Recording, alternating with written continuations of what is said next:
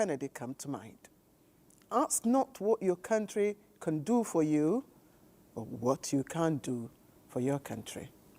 Profound wisdom that remains as relevant today as ever.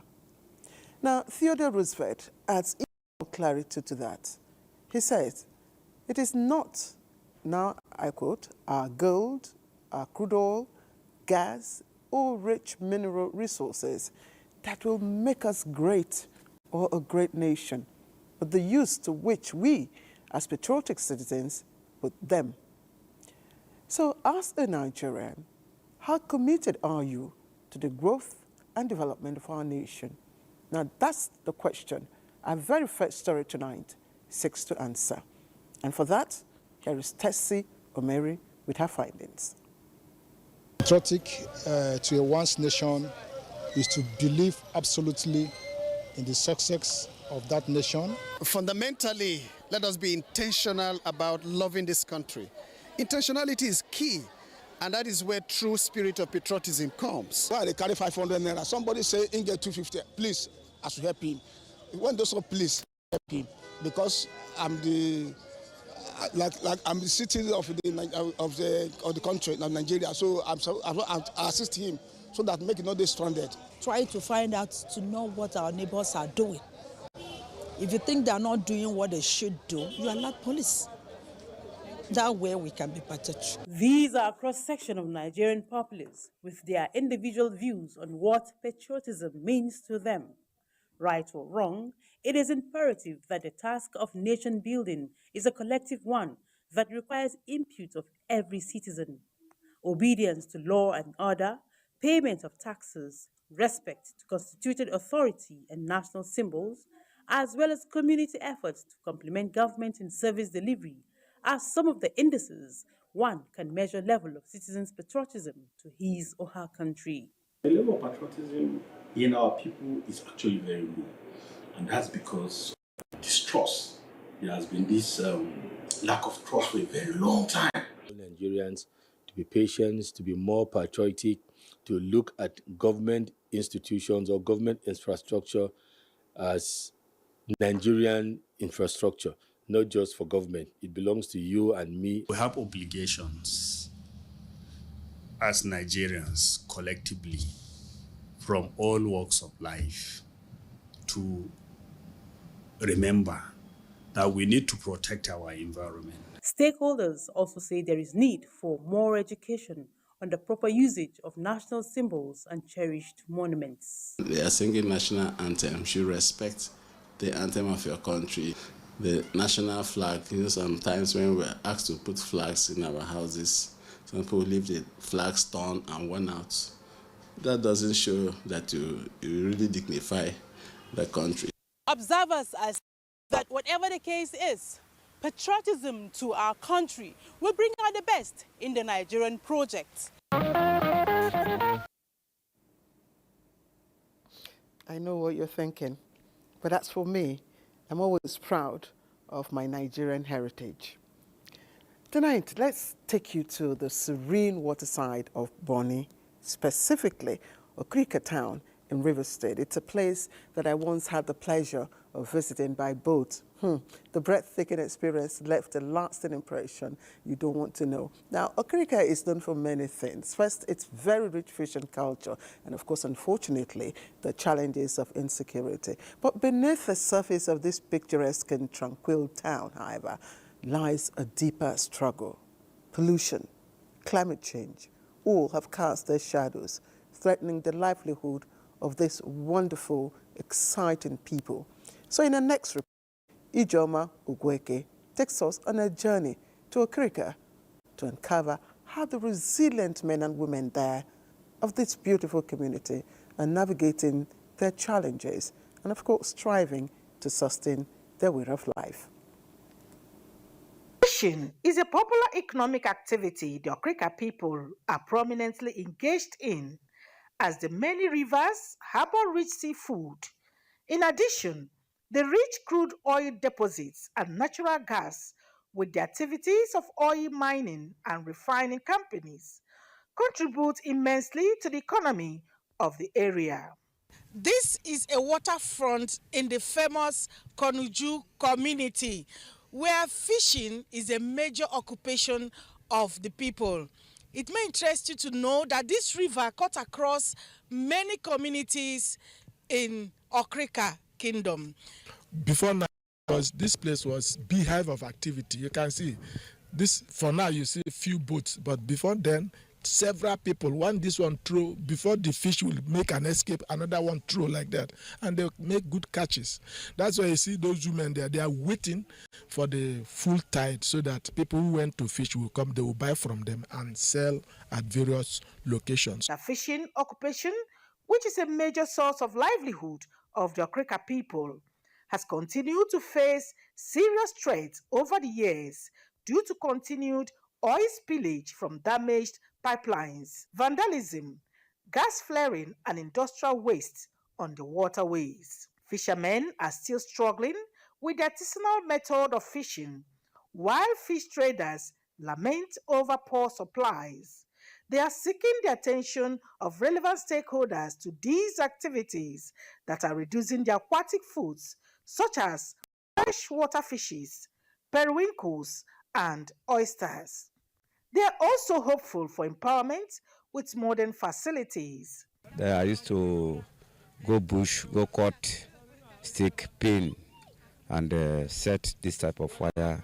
Then I catch the fish. I used to feed my family. There are plenty fishermen here to discuss with, and I want to get more information about the fishing activities in Okrika. And assist us with boats. We the fishermen now. Give us boats. You can give some people net. The place is polluted because of bullfire business, and the people can no longer go out to do their fishing activities. Oftentimes, they are being threatened by those carrying out these activities. Formerly a local fishing village of the Ijaws, because of its considerable fish stock and trade, Okrika has been eclipsed by oil and gas activities and exports, which calls for adequate attention to ensure the sustainability of marine life and livelihood of fishermen. Thank you, Ijoma, for relieving Okrika for me. There's so much to talk about the Okrika Sel people. That's the collective name that they are known, especially Koniju, also known as Koniama. Now, when you talk about, riverine meal, you talk about the fisherman soup. If you haven't had a taste of it, I advise to do so. But let's move away from that now and also talk about harvest, since we are talking about, things from the sea. Now, the law of harvest is very simple. You always reap more than you sow. Now, think about it this way. You sow an act, and then you get a habit. You sow a habit, of course, you get a character. But if you sow a character, you definitely will get a destiny. So here's the big question for you tonight. What have farmers in the FCT been sowing this year? Tessie Omeri's report gives us a glimpse. It seems the harvest is looking good, but there is something, plenty to reap, yet nowhere to store it. It's a situation that needs urgent attention, and I do know that Tessie's report is a direct appeal to the authorities concerned in the FCT to take action. Reports some months ago during the planting season. Now the harvest is here and farmers are in high spirit for a bumper harvest. Come along with me as I join these farmers to harvest and process their farm produce for the year. It's not under now. Excitement and sense of fulfillment for these farmers as they declare a bountiful harvest this season. After months of cultivation and planting, the farmers are back to the farm to reap the fruits of their labor. You can see the rice, you can see Benin seed, you can see soya beans all on the road. You can see sorghum, all. We do the planting here. We use the money to feed our family. We use the money to pay our children's school fees. And we get a lot. We people in Dobi, we can feed the whole nation. It's not only in FCT. We can feed the FCT, but some state, because we have enough. You can see heap around us. We're the one who make it. I'm the one making it, so that the next year, yam, In Mr. Vincent's farm, beans is also being harvested. Here is a farm that you have so many crops at the same place. Even the sorghum that before now is standing tall is already falling off, an indication that it is also ready to be harvested. 7.5 kilometers of Benny seed farm ready for harvest, and 180 laborers are deployed here for the harvest. Per person, sometimes you see you pay 4,000, 5,000 in a day. Sorry, farmers are increasing on a daily basis. Going by the economic situation of this country, a lot of people are now resorting to farming.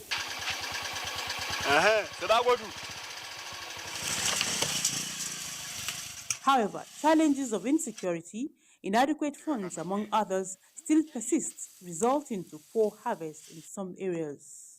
We need some equipment like tractors, these are harvesting machines that will assist us. By hand, we cannot make it easier. There's a little bit of shortage because the rain stopped so early. We expected the rain to fall at least part of November before the harvesting. So we're trying to harvest it now. The challenge is that we need assistance from the Minister for FCT, so we get to at least to get machine to come. You see, the suffer will suffer. And that's how we're going to carry this in the machine back to the town before we now go to the market to sell them. As Nigeria strives to achieve food security, efforts of these local farmers should be encouraged and supported with modern farm tools and implements so as to boost production for ultimately high yield. These farmers are saying that with proper funding in terms of modernized farming implements, the labor time will be reduced and even the yields will improve. Tessie, I can tell you, the Every Home a Garden initiative of the First Lady has thrown up more farms to harvest, not just in the FCT, but across the nation, I can tell you. So there's Newsline, and thank you for staying with us. You know, it's said that alone we can do so little, but together there's so much we can achieve. Now, water is life, and any effort to provide clean drinking water, especially to a community in need, is a gift beyond measure. Now, this was evident in a recent intervention by Total Energies Limited and, of course, its partners. They constructed a borehole and water treatment plant for Kawa Maila community in Maiduguri, Borno State. But their commitment didn't stop there. They also established a fully equipped mammographic center in Nasarawa State, bringing much-needed healthcare services closer to those people. And our correspondent Elizabeth Abdul-Malik couldn't allow that to go by. She took a closer look at these impactful initiatives for Newsline. The newly commissioned borehole and water treatment plant, strategically located at a former IDP camp in Kawamela Central Area, was warmly received by the community. The facility was officially handed over to the State Emergency Management Agency, SEMA, on behalf of the Borno State government. The commissioning ceremony began with a guided tour of the facility. Barkindo Mohammed Saidu, the Director General of SEMA, inspected the various components of the infrastructure, praising its design and functionality. Following the tour, the Keys facility was formally handed over to SEMA. An acceptance letter was presented to the agency's representatives, signifying the transfer of ownership. Saidu expressed gratitude to Total Energies, NMPC Limited, and their partners, affirming the state's commitment to maintaining and effectively utilizing the facility. The good people of Borno State appreciate this gesture, and we are appealing to all worthy individuals and organizations to also emulate it, because we are in the period of resilience. We are rebuilding back of the glory lost. In a video call during the event, representatives of Total Energies and NMPC commended the state government and SEMA for their collaboration. They reiterated their dedication to positively impacting communities and describing the project as part of their broader commitment to enhancing citizens' welfare. Community members expressed their profound appreciation for the initiative, noting that the water facility would signify improved quality of life. We thank God. We really appreciate the kind gesture of Total Energy.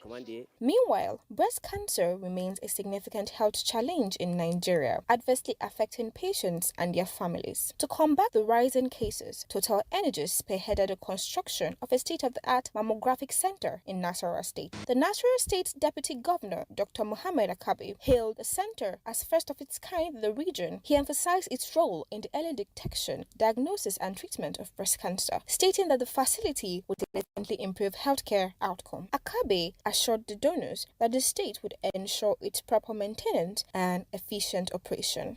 Now let me thank the donors now, the Total Energies and the partners for doing us this mighty job. Through their efforts as such, Total Energies, NNPC Limited, and their partners continue to inspire hope and improve lives across Nigeria.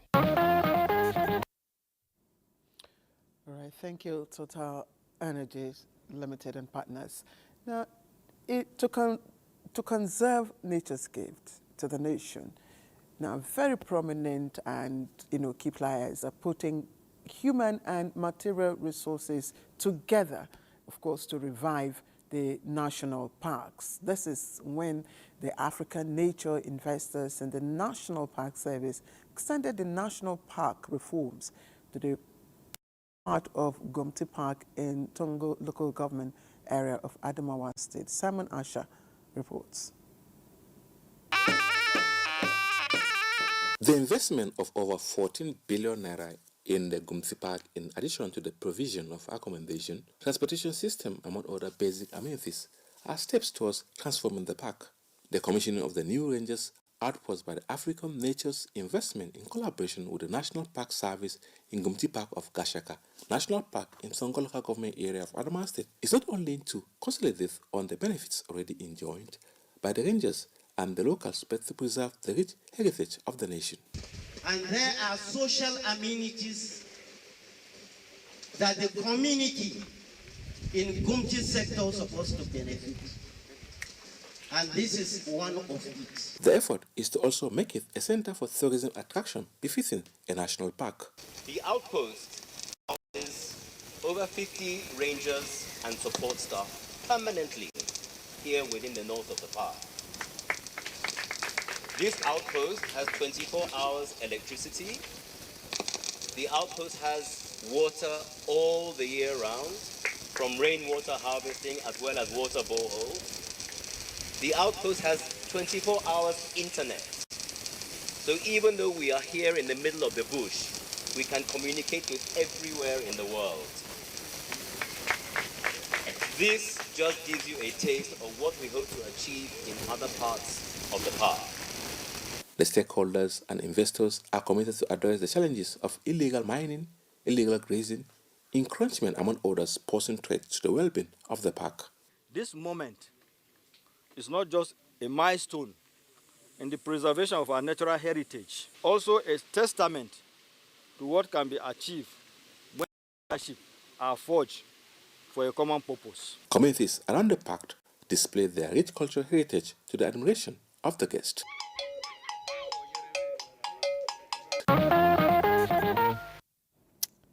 All right, let's hope that connectivity, of course, will be very friendly, and that's an important achievement, I must say. Now, an old Chinese proverb says, "You are old as your spine." And of course, we know the spine is the tree of life. Our body's central support, it keeps us upright, connecting, of course, the head, the rib cage, the pelvis, and of course, the shoulders, arms, and legs. And with an intact spine, nothing seems impossible. But that's not the case for two young girls in Kano, where life moves very fast. Though spinal cord injuries altered their lives at a very tender age, the voices still rise above neglect and a system that often overlooks. Now, tonight on Newsline, our very, very indefatigable correspondent, Fatima Sanusi Karai, shares the story of these two young people. It's an inspiring symbol of resilience. Let's take a listen. Spinal cord injury is one of the most life-altering crises in any society, and in Nigeria, where support services are scarce, Its burden is especially heavy. Those affected often remain hidden and forgotten. Spinal cord injuries are the most devastating survivable injuries. Patients who unfortunately sustain this kind of injuries end up becoming almost completely handicapped. However, they do survive with a lot of handicap, with a lot of difficulties, and with a lot of deformities. This is the untold story of two children from Kano, two lives shaped by resilience and neglect in equal measure. Zuhuria was just 2 years old when a speeding vehicle struck her outside her family's compound, leaving her paralyzed from the neck down. Her parents, overwhelmed and unprepared, could not afford the resources she needed. For years, schools refused to admit her, leaving her isolated and forgotten. Life is really difficult for us. We just need someone to listen to us. I tried enrolling her in school, but everywhere we went, they refused. However, through the Spinal Cord Association, we found someone who was able to help her. Aisha's story is eerily similar. At 6, she fell from the second floor of a building. Like Zuhuriya's, her family struggled alone, and with Aisha's remarkable strength, her school's lack of accessible toilets forced her to drop out of school. Today, 8-year-old Zuhuriya is finally in school, thanks to the intervention of a good Samaritan. While her journey is still filled with struggles in an inaccessible system, she dreams of becoming a doctor. Aisha, now 18, wasn't as fortunate. She relies on her brother to teach her how to read and write. Fighting back tears in a shaky voice, she said, "People don't see me. They only see my disability." Her words reflecting a deep pain that no one should have to feel. The school said they don't have a place for me. I don't know why. The girl loves education more than you know, but there is nothing she can do. Person on wheelchair, you will see that a school will not accept. Right now we have this issue, and even you can imagine even a public school that a young lady, a little girl on a wheelchair, they deny her access because they will not cope with her condition, issues of urinating, issue of accessibility, toilets and everything. They don't have that provision. Their stories are not unique. Across Nigeria, spinal cord injury patients face systematic neglect, stigma, and lack of accessible facilities. Yet, these young girls hold on to their fragile dreams, a testament to their strength and a reminder that every child deserves a chance, no matter their circumstances. Remember, at the beginning, I told you that Newsline tonight, the stories we have will either uplift your spirit, touch your heart, while others, of course, will remind you of our shared beauty or the beauty in our shared community. And I do hope that story by Fatima Sanusi Karayi did just that. Let's take a commercial break. Newsline will return. President Bola Tinubu has described Professor Ibrahim Gambari as one of the few national icons whose global footprints represented a remarkable asset for Nigeria. Now, the president was a special guest of honor at the 80th birthday celebration of Professor Gambari.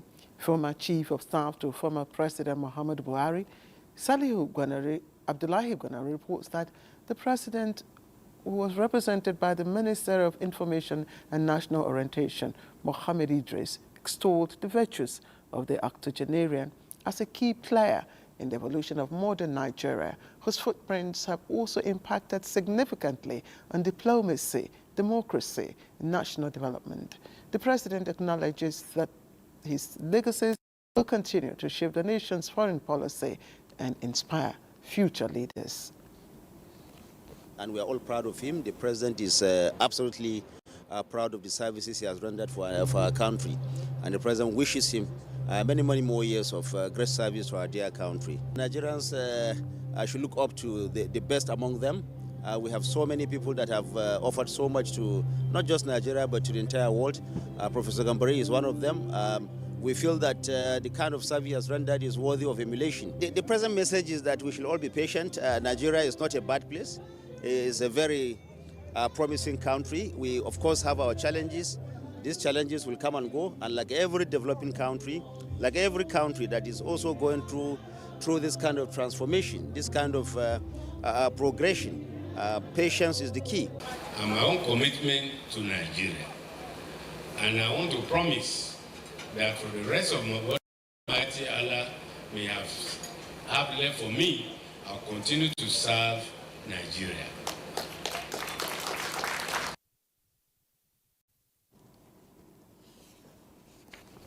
Dignitaries from all within and across the world, of course, graced that event. So we'll move on to another birthday celebration, and this time it's attaining the platinum age, which is, of course, a special event, but could also be distinct when such an individual has dedicated more than 40 years of his life to serving humanity as a politician, clergy, and physician. So when it was one of the rare times for the member representing Akpakpa Federal Constituency at the National Assembly, Adeshola Adebayo, to mark his 70th birthday, it was an occasion to pay back many, many years of friendship, sacrifice, and unconditional love. Let's turn to Michael Olaleye for the details. Of course, Michael captured the event for Newsline.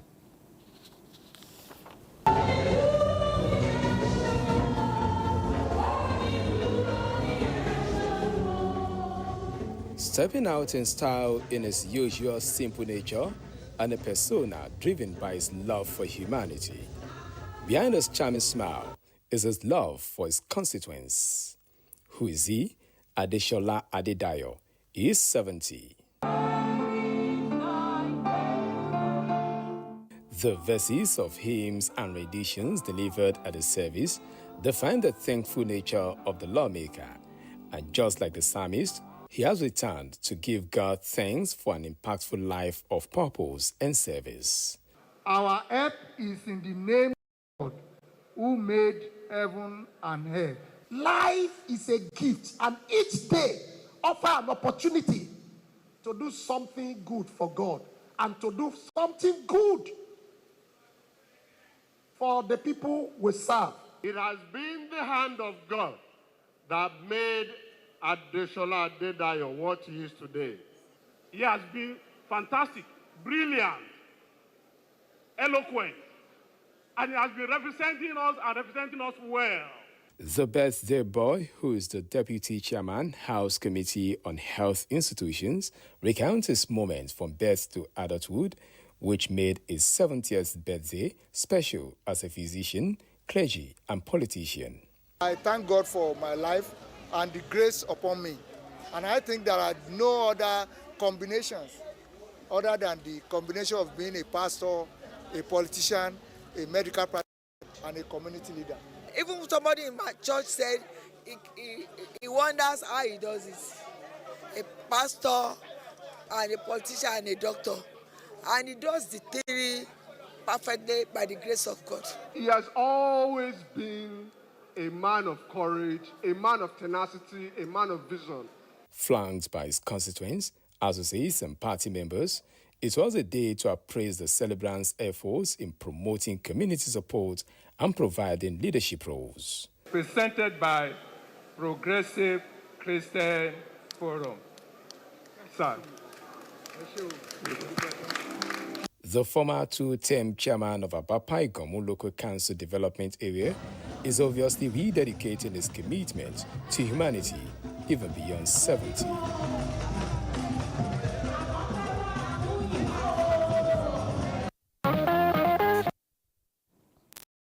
All right, now prominent voices are also calling on the privileged in our society to continue planting seeds of hope and love in the lives of vulnerable groups, especially orphans, to empower them to make meaningful contributions to the society. Now, the call was made by Senator Solomon Olamilekon Adiola alongside members of the National Assembly and Chadash Empowerment Foundation during the commemoration of the 2024 World Orphans Day with some of the children.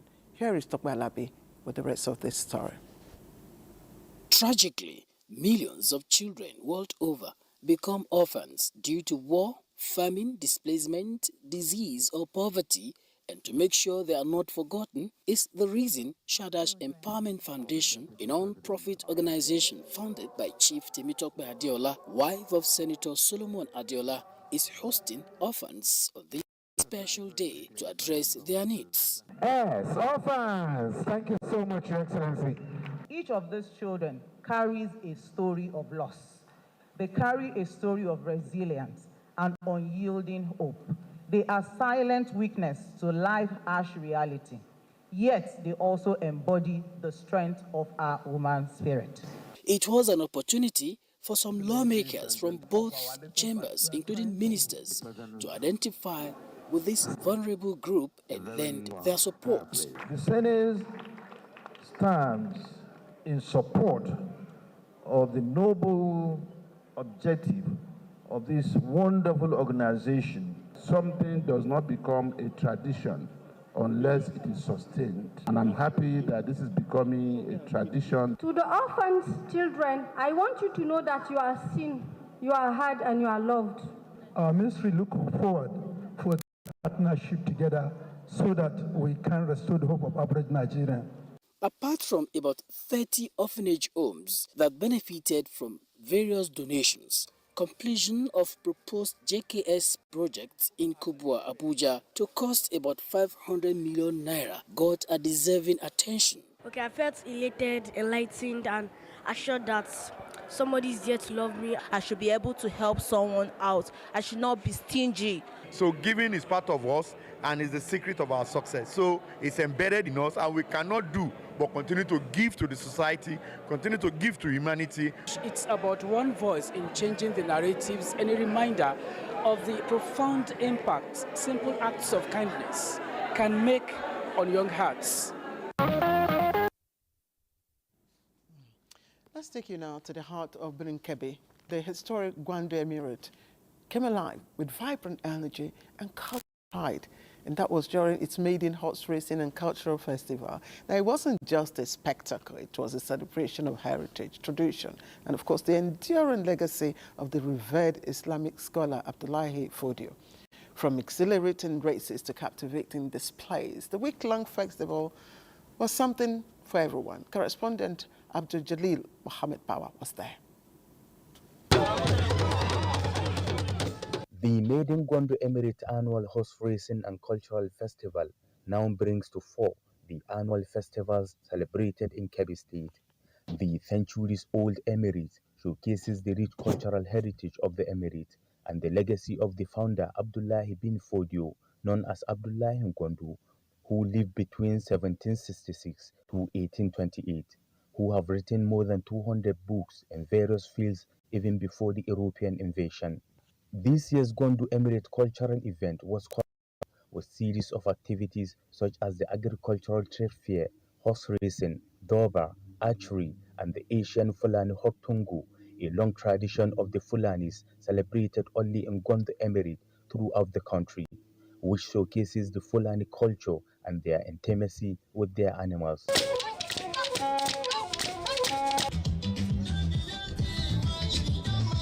Esteeming youths, other Nigerians, and members of the international community to see and experience our rich cultural heritage. All the way from Ekiti State, I'm here to celebrate with the Emir of Gwandu. The love, that is show of unity in the whole of Nigeria here. The cultural event wouldn't be complete without the various categories of horse racing competition, keenly contested by contestants from different parts of the country and beyond. And we're very, very much part of our culture. And we feel that, yes, anytime there's any occasion, we must endeavor to attend. My call is for us to continue to pray hard for this country, to pray for the leadership. The mobilization of people, very impressive. Though the cultural event was not a speech-making event, but at the public lecture, dignitaries highlighted the virtues of Abdullahi Fodio with regards to governance. You need to read what those leaders said about corruption. So they have not left anything. They have written everything. We are the people that are supposed to promote our own. Like my teacher, Professor Bello said. When next you are in Birnin Kebbi, take your time at the Emirates Library for a glance of Abdullahi Fodio books, and you might become a great leader yourself. The Gondo Emirate Horse Racing and Cultural Event is not only showcasing the rich cultural heritage of Gondo Emirate people, but it showcases the effort of their founding father in disseminating Islamic knowledge all over the world.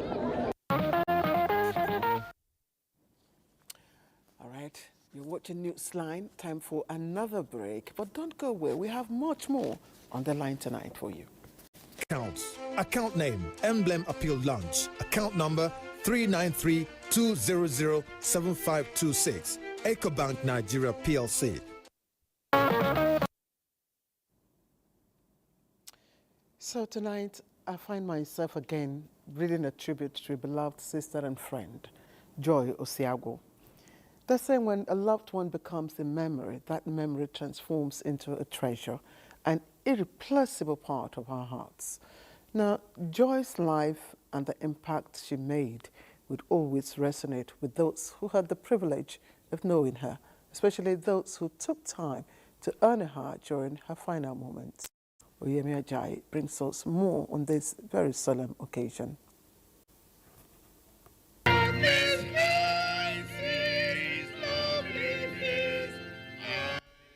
A solemn night of memorial. A convergence of people from all walks of life to honor a woman of excellence and former staff of the Nigerian Television Authority, Joy Osiago. Across the arena, NTA family, both serving and retired, are here to honor one who lived an exemplary life. Taking the Bible reading from Philippians chapter 1, verses 23 to 24, the General Overseer of Savannah Ministry, Reverend Arumeada, reminded the people that from God we came, and to him we shall return. He said, for me to live is Christ, and to die is gain. If you are in Christ, dying is gain. It's our faith, and we believe that. Glowing tributes of virtue, resilience, kindness, and resourcefulness poured in from people as they recount the true essence of a wife, mother, and professional broadcaster to the core. My mom was and always will be my greatest inspiration. Her strength, kindness, and love shaped who I am today. You are a person everyone wanted to reckon with. You're so beautiful inside out. Joy, vibrant, smiling, at all times remains carved in our hearts. Joyful Joel is gone, but you got all of us here for anything, any way that you think we can be of help to you. I remember how I fall ill, and you will do all you can to make me comfortable. For the children, keep the dreams on. Joy wanted the best for you. And for you, Kenneth, you have a partner to be proud of for life. She touched our family. We're a large family, large extended family. Every one of us has something to say about God. She reached out to all of us. To the NTA family, it's a tough time. So some of us have friends that relate well with her. It's a difficult moment to say goodbye to a loved one. You know, she was not just a colleague at the Nigeria High Commission in Ottawa. She was a cherished member of our team. She served Nigeria and Nigerians with her all. A night of tribute was as well held in a church in Canada, where friends, family, and loved ones glowingly described the deceased as someone with different parts. With heavy hearts at the wake-up for late Joy Osiago, the mother told the congregation that her is only resting with the Lord. For this time, the word of God is already loaded in my heart. So 6 years, and now he has come to take my joy, but he cannot. Because the joy that is in my heart is flowing like a river. At the church service held at the Living Faith Church, Lokoja, Pastor Israel Akinsoya, who commiserated with the family of the deceased, told the congregation that death is inevitable to every mortal, saying it is appointed for man to die and after that comes judgment. The remains of late Joy Achele Osiago was later committed to Mother Earth in a family compound, Efacha Inye, Akpa local government area of Kogi State. Late Joy Achele Osiago, who was born in 1971, completed her primary and secondary education in 1987 at Bristol Secondary School, Benue State. She attended the prestigious Ahmadu Bello University, Zaria, and bagged a BSc Honours in English and Drama. Joy died at the age of 53, and she is survived by her husband, 3 children, siblings, and an aged mother. She was a staff of the Nigerian Television Authority, where she spent more than 2 decades of her life as a reporter, newscaster, and as the largest TV network correspondent in Canada.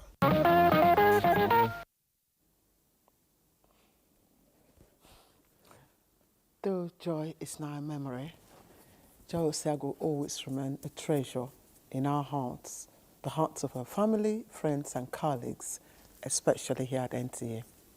Good night, Mrs. Kendall. All right. A life of true impact, as we always say, is marked by the indelible footprints left behind. And for late Mrs. Juliana Olayin-Dari, her legacy is one that will always endure far beyond her earthly departure. And this was the reason why family, friends, and community gathered at the Cathedral St. Matthew in Ijebu-Jesha, that's in Osun State, to honor her remarkable life. Femi Afarigun covered the funeral service. The Cathedral of St. Matthew in Ijebu-Jesha, Osun State, was a place of profound reverence and emotion as friends, family, admirers, and community filled the pews of the church, each one paying tribute to honor the remarkable life of Mrs. Juliana Olayinka Ogundare, a woman described to have touched countless lives through her generosity, warmth, and steadfast faith. Delivering the sermon was Diocesan Bishop, Right Reverend Isaac Oluyamo, who described Mrs. Ogundare as a pioneer.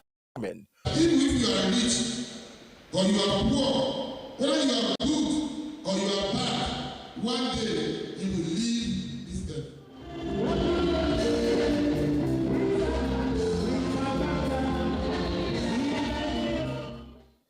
Loved ones gathered at the graveyard for the final dust-to-dust rite. At the reception, our children shared tender stories of their beloved mother, describing her as charming, loving, and exceptionally kind.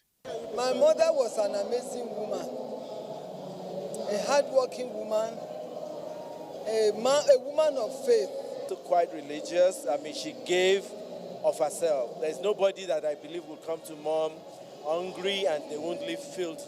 There's nobody that came with a need that she will turn back empty. Mom helped many young people to start business. I miss her smile. I miss her words of advice.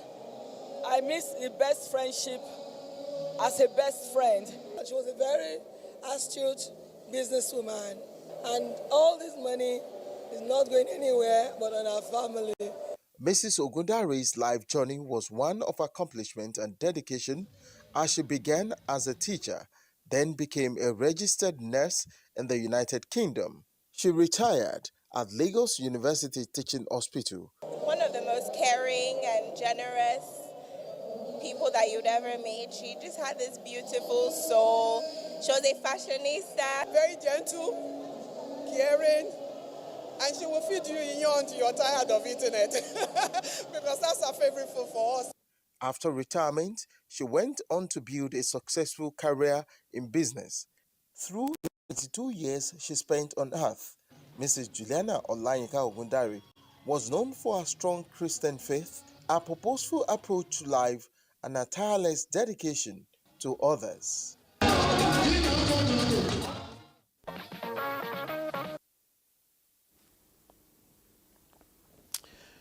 All right, the Harmattan breeze is starting to roll in, and it's a gentle reminder that time is swiftly passing by. And in just 38 days, 2024 will be behind us, and we'll step into 2025. It's a year still shrouded in mystery. What it holds is still a mystery wrapped by the winds of change. But for now, we remain here together. And as for Newsline, you will have to join us next week to see what's in store. And by God's grace, we'll share it together. So as we go tonight, let's remember to carry with us the spirit of our shared culture. Reach out to someone, spread some joy, and of course, make them smile. Until next week, calm, focused, and blessed. I'm Claire Adilabu Abdurrazak.